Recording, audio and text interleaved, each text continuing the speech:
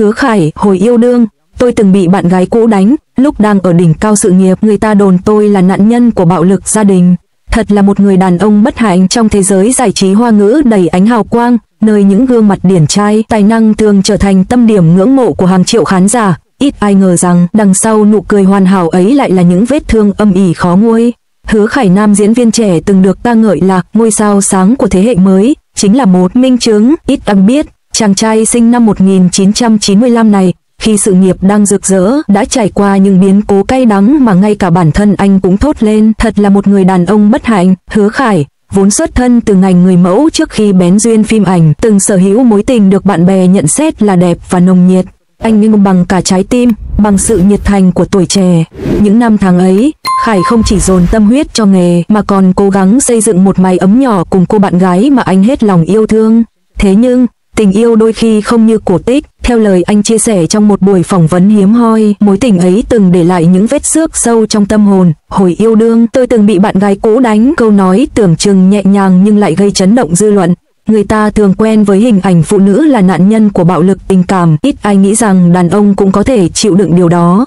Với Hứa Khải, những lần cãi vã kịch liệt, những cú đánh bất ngờ không chỉ làm anh đau thể xác mà còn khiến anh cảm thấy tổn thương về lòng tự tôn. Bước ngoặt trong sự nghiệp của Hứa Khải đến khi anh tham gia các bộ phim truyền hình cổ trang, đình đám, gương mặt điển trai, khí chất nho nhã, khả năng nhập vai xuất sắc đã giúp anh nhanh chóng nổi tiếng, trở thành nam thần trong lòng nhiều fan nữ. Nhưng ánh hào quang cũng đồng nghĩa với việc cuộc sống riêng tư bị soi xét đến tận cùng.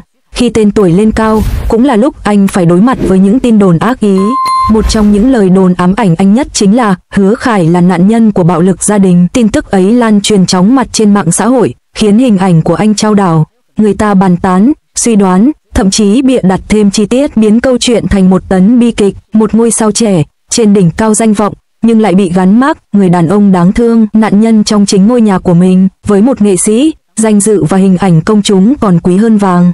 Những lời đồn không căn cứ ấy như nhát dao cứa vào lòng tự trọng của Hứa Khải. Anh từng trầm ngâm mà thổ lộ, có lúc tôi tự hỏi, vì sao mình chăm chỉ, vì sao mình chỉ muốn diễn xuất và cống hiến cho khán giả mà lại phải hứng chịu những tin đồn cay nghiệt đến vậy. Câu nói, thật là một người đàn ông bất hạnh, khiến nhiều người rơi vào suy tư.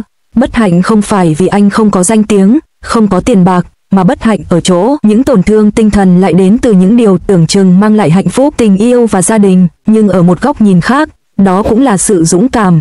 Hứa Khải không che giấu, không phủ nhận, anh chọn cách đối diện với sự thật, dù sự thật ấy có thể khiến hình ảnh nam thần trong mắt công chúng bị lung lay. Trong một xã hội mà đàn ông thường bị gắn với khuôn mẫu mạnh mẽ, không được yếu đuối, việc thừa nhận từng bị bạn gái cũ đánh, từng là nạn nhân của bạo lực gia đình là một sự dũng cảm hiếm thấy. Anh đã cho thấy tổn thương không phân biệt giới tính, đàn ông cũng có quyền được bảo vệ, được lắng nghe và được cảm thông. Sau khi câu chuyện lan rộng, dư luận chia thành nhiều luồng ý kiến. Có người thương cảm cho anh, cho rằng đó là minh chứng rõ ràng rằng bạo lực trong tình yêu không chỉ xảy ra một chiều. Có người lại hoài nghi, nghĩ rằng đây chỉ là chiêu trò để thu hút sự chú ý. Một số khác khắt khe hơn, cho rằng đàn ông để bị đánh rồi than vãn thì thật yếu đuối. Tất cả những ý kiến ấy vô tình tạo thêm áp lực cho Hứa Khải. Nhưng đồng thời, câu chuyện của anh cũng mở ra một cuộc thảo luận rộng lớn hơn. Liệu xã hội đã đủ công bằng trong việc nhìn nhận nạn nhân của bạo lực tình cảm hay chưa? Dù vấp phải nhiều sóng gió, Hứa Khải vẫn chọn con đường tập trung cho nghệ thuật. Anh tiếp tục nhận vai, chăm chỉ trên phim trường, biến nỗi đau thành động lực. Mỗi nhân vật anh thể hiện đều có chiều sâu hơn, đôi mắt anh ánh lên sự từng trải mà trước đó chưa từng có. Có lẽ, chính những vết thương cá nhân đã giúp anh nhập vai chân thực hơn, khiến khán giả cảm nhận được một Hứa Khải gần gũi và đầy cảm xúc. Trên các phương tiện truyền thông, anh hạn chế nhắc đến những chuyện riêng, nhưng mỗi lần trải lòng, anh đều khẳng định, tôi không muốn quá khứ làm tôi gục ngã. Tôi muốn biến nó thành một phần sức mạnh của mình. Câu chuyện của Hứa Khải không chỉ là nỗi buồn của riêng một ngôi sao, mà còn là lời cảnh tỉnh cho xã hội, rằng bạo lực, dù dưới bất kỳ hình thức nào, cũng để lại vết thương khó phai. Rằng nạn nhân có thể là bất kỳ ai, đàn ông hay phụ nữ. Rằng chúng ta cần học cách lắng nghe, cảm thông và tôn trọng những người dám lên tiếng. Trong sự lấp lánh của showbiz, vẫn có những giọt nước mắt thầm lặng. Và Hứa Khải, bằng trải nghiệm đau thương của mình, đã vô tình trở thành tiếng nói cho những người đàn ông khác, những người cũng từng âm thầm chịu đựng. Thật là một người đàn ông bất hạnh. Câu thốt lên đầy chua xót ấy không chỉ là nỗi đau cá nhân của Hứa Khải, mà còn là minh chứng cho những nghịch lý trong tình yêu và cuộc sống. Nhưng bên cạnh sự bất hạnh, khán giả vẫn nhìn thấy ở anh một tinh thần mạnh mẽ, một nghị lực phi thường, bởi hạnh phúc không phải là chưa từng ngã, mà là dám đứng lên sau mỗi lần ngã.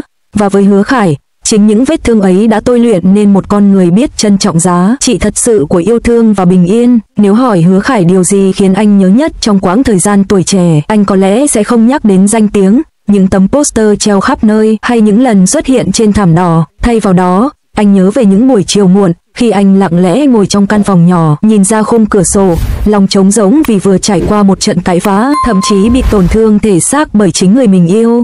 Cái đau trên da thịt thì qua đi nhanh, nhưng cái đau trong tim thì khó mà lành được. Anh từng tâm sự, đó là nỗi đau không phải ai cũng đủ can đảm để kể ra, đặc biệt là khi nó xảy đến với một người đàn ông.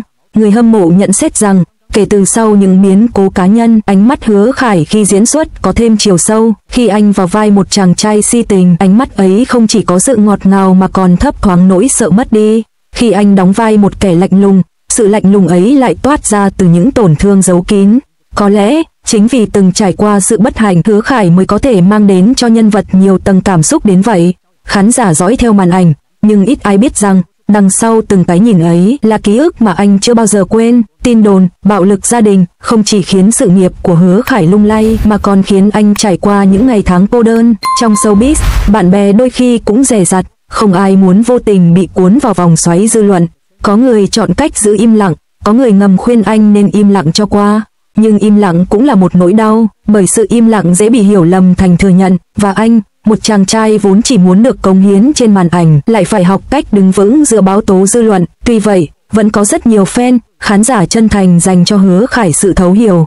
Trên các diễn đàn, nhiều bình luận xuất hiện, đàn ông cũng có thể là nạn nhân, điều đó không làm họ yếu đuối. Khải à, anh vẫn là người chúng em yêu mến, hãy mạnh mẽ lên, tin đồn rồi sẽ qua đi. Chỉ có tài năng và nhân cách của anh là ở lại. Chính sự ủng hộ ấy đã giúp anh có thêm động lực tiếp tục bước đi.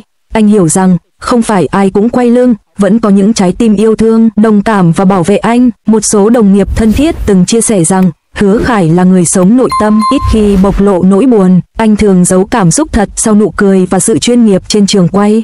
Nhưng đôi khi, trong giờ nghỉ, ánh mắt anh xa xăm, như đang lạc về một miền ký ức cũ. Một nữ diễn viên từng đóng chung phim với anh đã nói, anh ấy là người đàn ông lịch thiệp, chưa bao giờ tôi thấy anh lớn tiếng với bất kỳ ai. Thật khó tin một người như vậy lại từng phải chịu đựng bạo lực tình cảm. Nếu coi tất cả những gì Hứa Khải trải qua chỉ là bất hạnh, có lẽ sẽ quá bi quan. Bởi trong chính nỗi đau ấy, anh lại tìm được cơ hội để trưởng thành. Anh từng tự nhủ, nếu tôi cứ mãi dằn vặt trong quá khứ, thì tôi sẽ mãi là kẻ bất hạnh. Nhưng nếu tôi biến nó thành kinh nghiệm, thì đó lại là hành trang để tôi mạnh mẽ hơn. Chính quan điểm ấy đã giúp anh vượt qua giai đoạn khó khăn nhất, tiếp tục đứng vững trên hành trình sự nghiệp và cuộc sống. Câu chuyện của Hứa Khải không chỉ là tin giải trí, nó gợi cho chúng ta suy nghĩ về giá trị hạnh phúc. Hạnh phúc không phải chỉ đến từ sự ngưỡng mộ của người khác, không phải từ ánh đèn sân khấu, mà là từ những điều giản dị, một tình yêu bình yên, một gia đình không bão tố, một người bạn đời biết lắng nghe. Có lẽ, vì đã từng trải qua tổn thương, anh càng khao khát một mái ấm thật sự nơi anh không phải là nạn nhân, mà được yêu thương đúng nghĩa. Thật là một người đàn ông bất hạnh, câu nói ấy vẫn còn vang vọng trong lòng nhiều khán giả. Nhưng nếu nhìn sâu hơn, chúng ta thấy ở Hứa Khải không chỉ có sự bất hạnh mà còn có ý chí và lòng kiên cường. Anh là minh chứng cho việc, dù là đàn ông hay phụ nữ, ai cũng có thể trải qua những vết thương tình cảm. Quan trọng là cách ta đối diện với nó. Hứa Khải đã chọn cách đứng dậy, chọn cách tiếp tục sáng tạo nghệ thuật, chọn cách biến nỗi đau thành sức mạnh. Và chính điều đó mới làm nên một Hứa Khải không chỉ đẹp trên màn ảnh mà còn đẹp trong nghị lực đời thường.